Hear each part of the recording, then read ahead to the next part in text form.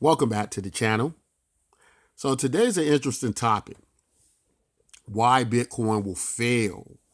So what's happening here? Are we becoming quite anti-Bitcoin? And I think the answer is, um, like many things, the more you look into something and you learn more about it, and more information becomes available, um, it can change a lot of your perspective on certain things. And I think it's important to note and understand in this video that when we're looking at something like blockchain technology, there is some future use to this technology. And although we may have not figured it out altogether yet what that is, we know there's something there. Now, does it have to be Bitcoin? I think that's where a lot of debate comes up and a lot of concern comes up, and a lot of people weigh in to reasons why Bitcoin won't make it, won't fail. I mean, will fail, and will not make it. And so we're going to discuss that a little bit today to see what we can come up with. So I think we first have to start at the word currency in itself, or the idea of Bitcoin being a currency, right? So why is that important? Why is it important to be a currency? Well, when you really look at the dynamics of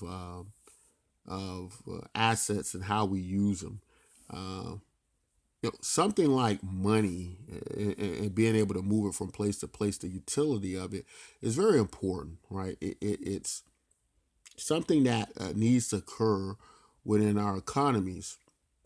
And what's happened with Bitcoin is Bitcoin has shown itself to be the worst case scenario of a money in many respects.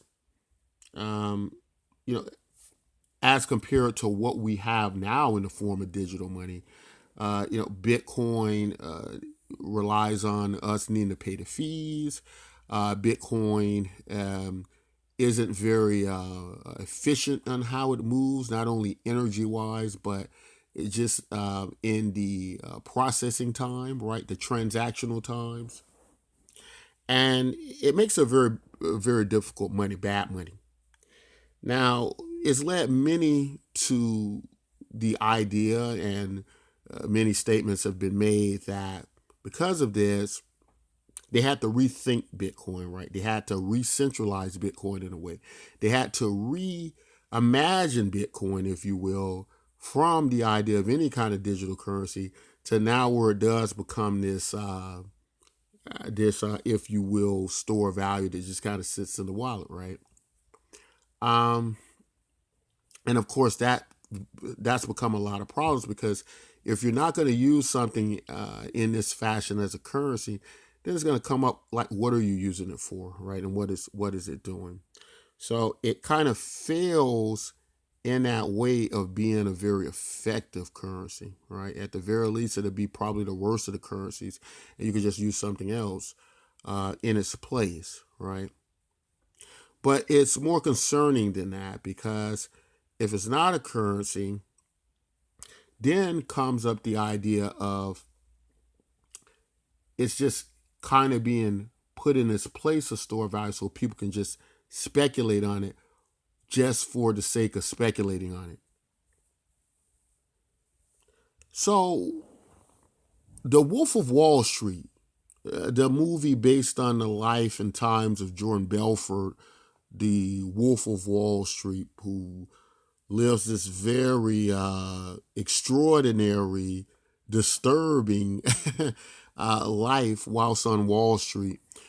He weighed in on Bitcoin. And when I first had heard about him speaking about Bitcoin, I thought he was one of these people who had just kind of, been part of scams, got caught, and was a bit bitter about it and decided that he was going to go talk negatively about something else that he thought was a scam, right? But after listening to Jordan Belfort in his interviews and what he had to say, it was actually kind of a bit jarring to me, and it kind of stopped me in my tracks that a lot of the things he said made sense about why it didn't work as a currency and why something like Bitcoin was created to be part of more so a way to do this speculation to try to run up the price because they couldn't do much else with it.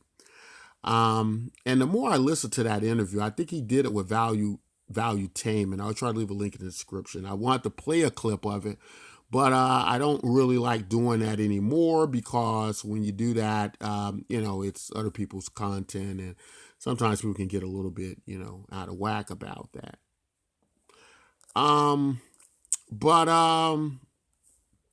He talked a great deal about why Bitcoin, they had to kind of create the scheme for Bitcoin to speculate on because it could never work as a currency. It never would be a currency. And,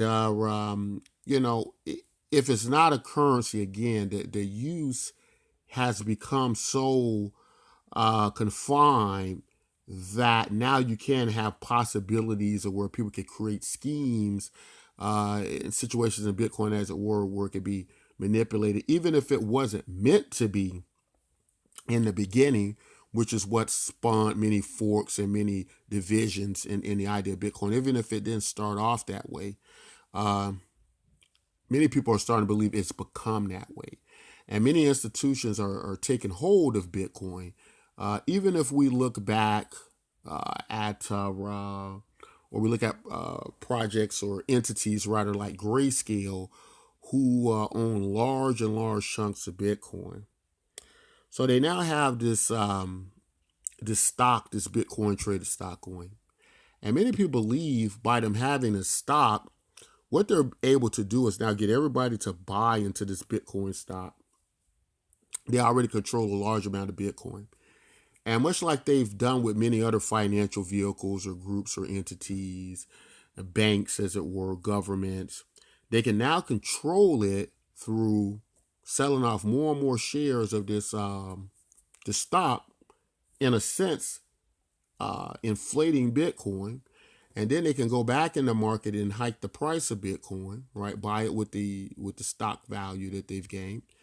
And then they can at various intervals control the flow of Bitcoin, right? And see, these type ideas are drawing a lot of concern, and not saying that that's what will happen, but there still lies the possibility those things can happen from how Bitcoin is set up and what's going on with it, and the actual use case of people using it is not there, right? Because people aren't transacting Bitcoin. In conversations with people, I never run into people who say that they use Bitcoin for the day or that they need to. And that drives the next issue too, that I think is a problem for Bitcoin, and that is vendors and merchants, the people who accept this thing. So a lot of people aren't going to accept Bitcoin. That's number one, due to the volatility, right? When they receive a payment, the price and value of Bitcoin is moving so much around that their goods and services value may go up against that to the point where they're not profitable, right? And it's very difficult to get around that. Not only that, but what do they do in the event these vendors where there is a chargeback of some sort, right? You can't facilitate chargeback. So that makes it not the best money out there, because we know we can charge back on our credit card, so on and so forth. They're fast. They're going to be easier to use for most people. And so most people aren't going to opt into using Bitcoin in that way. The next part is the store value idea. So people are saying that Bitcoin won't be in use in that way as a money. So what can we expect then? Like what can it be used for? So then we come up with the concept of digital gold. The problem is the efficiency of Bitcoin when you couple the large amount of expenditure of electricity. As it gets ever closer to the gold market, the electrical costs go up and up and up, and it just gets crazy. to a rate that is not efficient at all, very wasteful. Even though proof of work is the best method we have, there are options on the table, and more than likely in the future, where the costs are so high to facilitate a cryptocurrency, people are going to start to opt out into something else, other proof of stake models, right? Maybe something outside of proof of stake and proof of work altogether. So you couple all those ideas, you go, well, it's even not so much more the case that Bitcoin can, succeed anywhere near where we want it to. Of course, that's not to say that Bitcoin prices can't go up over the short term or over periods of time, where it might even go to $50,000, $100,000. No idea. But it does let many of us, or help many of us, to conclude that the legacy of Bitcoin, how it ends, is becoming more and more determinable based on how it's designed.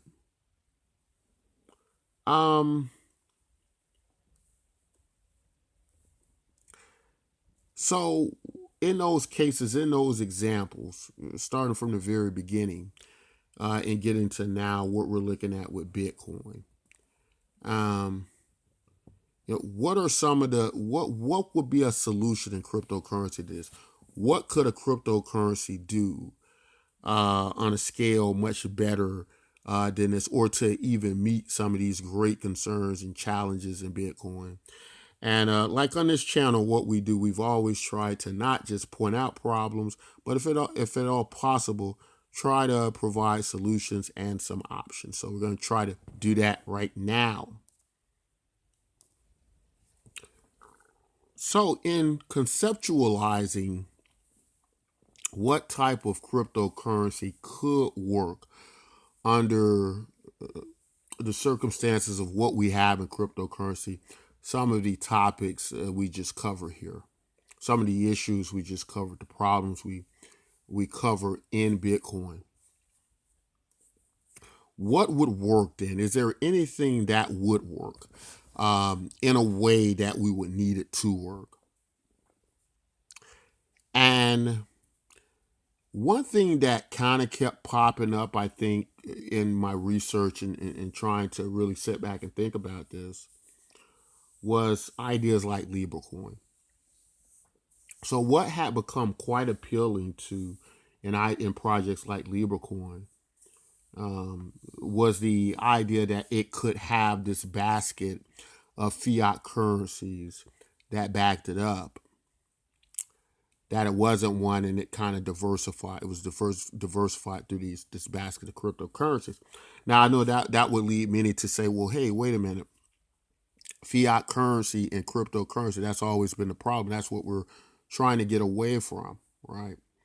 So we need to understand a few things. Yes, understandably so, there are reasons we want to get away from fiat currencies.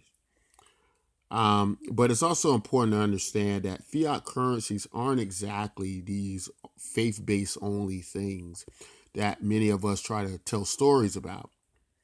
Fiat currencies under government decree, like what you get in the United States, this is something that's backed up by natural resources of the country or the continent. It's backed up by or North America rather. It's backed up by armies and and the citizens that it helped enforce those ideas. So this isn't just I believe in your money, this piece of paper, right? There's actually a lot going on with that. And I just thought that was important to try to clarify some of the differences here. But whereas the idea of LibreCoin with this basket of fiat currencies, something different we haven't seen before, and it might be something that could work on a pretty large scale. I would have thought that in going in that direction with something like LibreCoin, that the network itself would be enough to provide the value. These billions of people given over all this attention value, would be enough to substantiate the value of that network. And that kind of got me thinking that part of the problem isn't so much just that something needs to be a currency and can't, or just this idea of it being some type of store of value that people just speculate on, and it wants to use that designation of a store of value just to be able to have people speculate on it to no end, right? Because no matter how you turn this around or how you look at it, it's going to always go back to usability, use case, right? And the situation is, I just went through my whole day without using Bitcoin and wasn't worried about it. And I think most people in the world are in a very similar situation as that. But there's something significant to this type of network of people and attention value. There's something that is quite prevalent there. And with a project like Bitcoin MYK, which is taking some of these elements, I think what has been missing and what Bitcoin MYK gets right is it takes the network itself, the users, the social media experiences, the value they bring, and it backs up the token by that. Now, this is something quite a bit significantly different than what we've seen with other cryptocurrencies, but because at the same time, Bitcoin MYK forks Bitcoin, right? Means all the Bitcoin holders pretty much acquire this token through an airdrop free. And then you have this coupling of the biggest network in cryptocurrency, Bitcoin, meeting a structure that is validated by the attention value and use and people that are on it, doing some of those very important social media things that can build a great amount of value, right? Now, as we look at the price of Bitcoin move back and forth, it was well over $10,000. Now we see it's come back down. Now, again, not trying to badmouth Bitcoin here, but this type of value in the validation of this cryptocurrency, when we don't know who owns it, who controls it really, and the distribution is still terrible, right? It's not good distribution through Bitcoin. So there's centralization over the exchanges. There's centralization over the development of Bitcoin, right? There's centralization over the mining.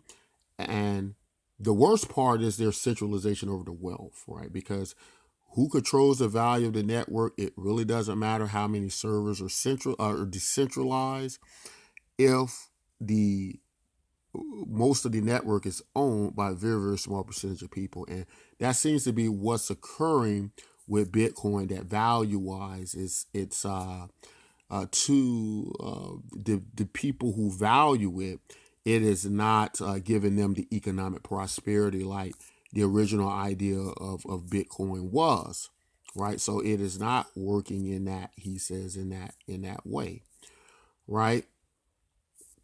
So the Bitcoin MYK project, part of what it does is it's something unique.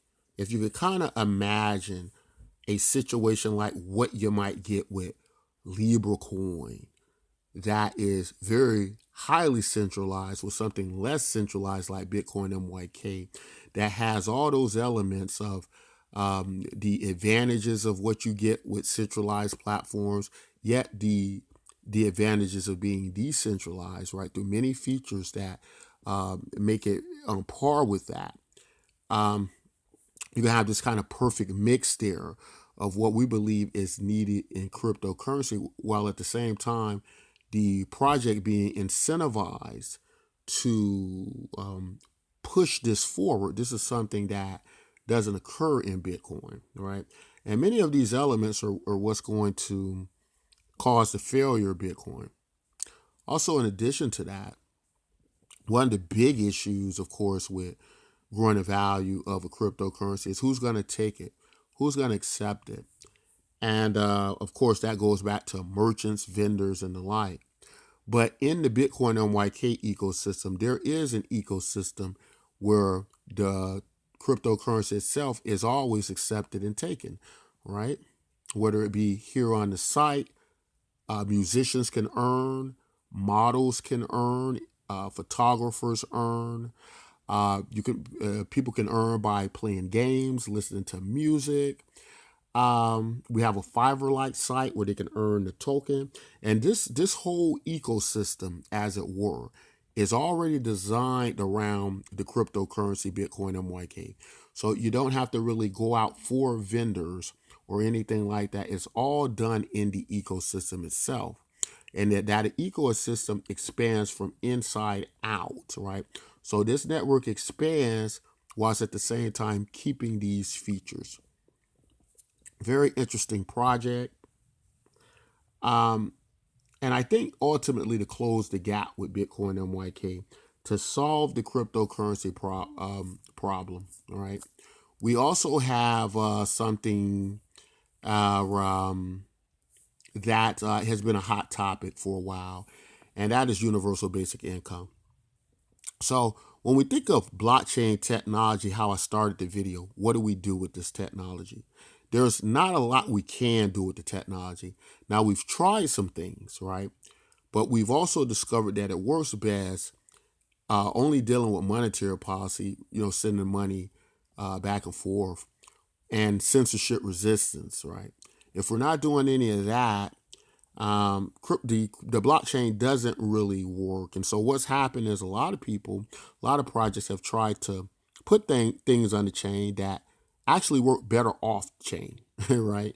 And so it's create this inefficient use of this technology, and it's actually created an inferior product to products off the chain. And what that does is it makes a mass population of people not want to use it, but to use things off the chain instead, because they're not as good on the chain, right? So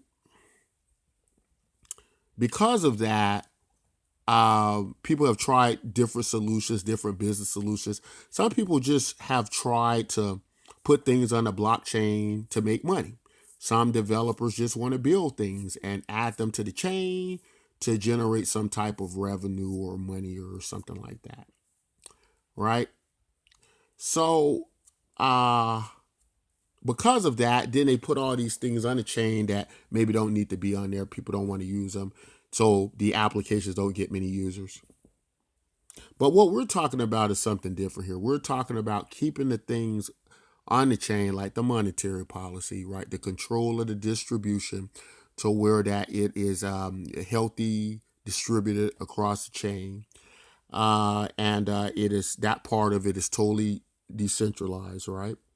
But then we're talking about more practical use of cryptocurrencies, where we create this ecosystem of different products and features that accepts the cryptocurrency itself, that integrates social media into all of this. And it's a very interesting system, one we've never seen before, where everything is kind of together revolving around the cryptocurrency. And so far, it's being welcome and well received. Of course, when you start projects off like this, the way we're trying to start at a very grassroots like level, like the early days of Bitcoin. Marketing wise, it takes a while for it to get out and to reach people, and I think that's where we're at now. But we are trading on the Waves Exchange and the Steem Engine marketplace. But in understanding fully what we think needs to happen in cryptocurrency, by using this type of Bitcoin fork, the unclaimed Bitcoin MYK tokens are actually going out to the public in a form of universal basic income. We believe universal basic income is one of those ideas that actually work on the blockchain. It works better than some small businesses or ideas or things that maybe don't need to be on the chain, whereas universal basic income is something totally different. If you're going to have some type of global universal basic income, which we believe would mass adopt cryptocurrency, you will first need a delivery system that is cost effective. And we could do that with blockchain technology, because it wouldn't make sense for people who are receiving this type of universal basic income to then have to pay exuberant fees to send it back and forth. So you need the blockchain for that.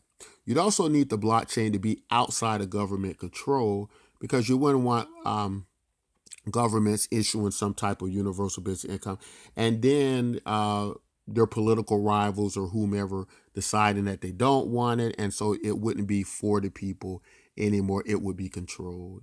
And so I think a global UBI would solve that, as it would be outside of government hands.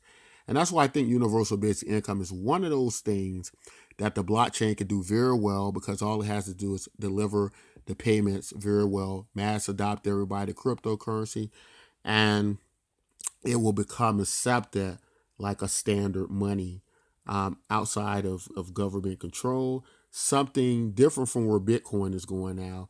Bitcoin is going to a lot of institutionalized, government conjoined control. And that's just the reality of the situation. If we do a little bit of research and investigation, we will see that over the years, Bitcoin has gotten farther away from the network of representing the people, like many of the early ideas of it, right? You have large data centers that control the mining of Bitcoin, and the average user can't mine at home anymore. And all of these things are moving Bitcoin to a more corporatized, institutionalized situation. And I just don't see how that resonates with people as any type of economic freedom or anything to that effect. Because on one end, you might say, well, yes, the supply is fixed. It's simulating some type of goal, right, in supply and fixed supply. But does it really matter if most of the cryptocurrency and most of the Bitcoin are controlled by a few people, right, who can control it, who can drop it by 20% to where it becomes very highly volatile? That makes Bitcoin to a great degree useless. So the great thing about cryptocurrency is every time we run into a situation like this where we don't think a cryptocurrency can work, we have the ability to fork it. And we have the ability to address the cryptocurrency space and present new solutions. And that's what Bitcoin MYK is doing now. It's presenting a solution to many of those issues and many of those problems. And it's taking it a step further. You don't even have to buy Bitcoin MYK. You can obtain Bitcoin MYK free.